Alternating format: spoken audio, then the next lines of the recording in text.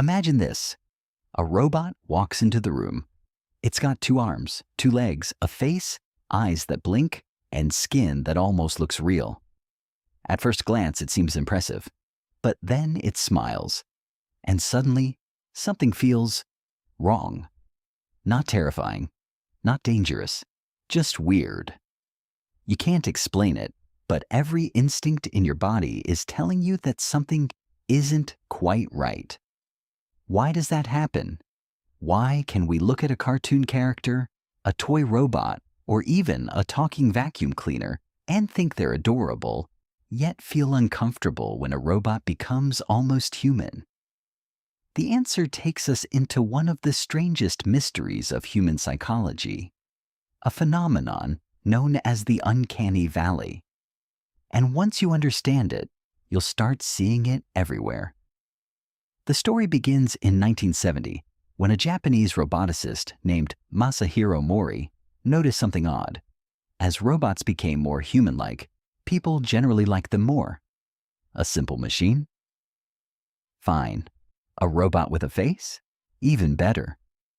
But then something unexpected happened. Once a robot became very close to looking human, but not completely human, people's feelings suddenly dropped. Instead of becoming more likable, the robot became creepy. It's almost as if our brains fall into a valley of discomfort before climbing back out when something becomes perfectly human. That's why the idea became known as the Uncanny Valley. But what actually causes this feeling? One theory is that our brains are incredibly specialized at recognizing human faces. Think about it. Humans spend their entire lives looking at other humans. We can notice tiny changes in facial expressions, eye movements, posture, and emotion without even realizing it.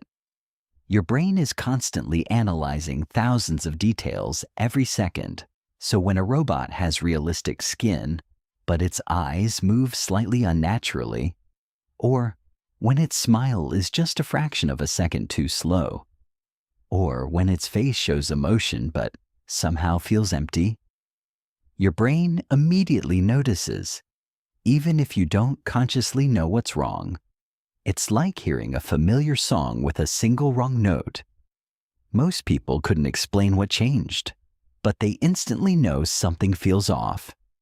And that's where things get interesting. Researchers have found evidence that our brains are prediction machines. Every moment of every day, your brain is making guesses about what should happen next. When you see a human face, your brain expects human behavior. When you see a machine, your brain expects machine behavior. But a human-like robot creates a conflict. It looks human, but it doesn't behave exactly like one. Suddenly, your brain receives mixed signals. Human, not human. Human, not human. And the confusion itself may create discomfort. Imagine shaking hands with someone whose skin feels realistic, but whose movements are slightly mechanical. Or hearing a voice that sounds human, but lacks the subtle emotional patterns we expect. Your brain struggles to categorize what it's seeing. And humans generally don't like uncertainty. In fact, some scientists believe the uncanny feeling may be related to ancient survival instincts. For most of human history, recognizing subtle signs of illness, injury, or death could be extremely important. A face that looked unhealthy, eyes that seemed lifeless, movements that appeared unnatural. These could all signal danger. Some researchers think human-like robots accidentally trigger these ancient detection systems, not because the robot is dangerous, but because certain features resemble things our ancestors learned to avoid. And here's something fascinating. The Uncanny Valley isn't only about robots, it's everywhere. Have you ever watched an animated movie where the characters looked almost real, but something felt unsettling? Many people experienced this with early CGI films. The characters looked realistic enough to trigger our expectations for real humans, but not realistic enough to satisfy them. The result was an odd feeling that many viewers couldn't even put into words. Today, the same thing happens with AI-generated videos. You might see a face that appears completely normal at first. Then, after a few seconds, you notice the blinking is strange. The smile feels frozen. The eyes don't quite focus correctly. And suddenly, your brain starts sounding an alarm. Not because you've identified a specific problem, but because your subconscious has. What's even stranger is that the uncanny valley isn't necessarily permanent. Research suggests that repeated exposure can sometimes reduce the feeling.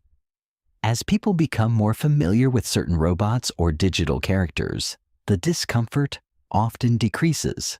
In other words, part of the weirdness comes from encountering something that doesn't fit neatly into our mental categories. The more familiar it becomes, the easier it is for the brain to accept. That's why robot designers face an interesting challenge. Many choose not to make robots fully human. Instead, they intentionally give them stylized faces, cartoon-like features, or clearly robotic appearances. Ironically, making a robot less human can make it feel more friendly, because our brains know exactly what we're looking at. No confusion, no mixed signals, no uncanny valley. And perhaps that's the biggest lesson here. The feeling isn't proof that something is wrong with the robot. It's proof of how extraordinary the human brain is. Your mind has evolved to detect the smallest details in human appearance and behavior. It's constantly predicting, analyzing, and comparing. So when something comes along that is almost human, but not quite, it creates one of the strangest emotional reactions we experience. A feeling that's difficult to describe, yet instantly recognizable. The next time you see a hyper-realistic robot, an AI avatar, or a digital character that feels a little unsettling, you'll know exactly what's happening. You're standing at the edge of the uncanny valley, and your brain is doing exactly what it evolved to do. If you enjoyed this video and want more fascinating explanations about the strange things humans do, make sure to like the video, subscribe to the channel, and turn on notifications so you don't miss the next Curiosity Deep Dive. Thanks for watching, and I'll see you in the next one.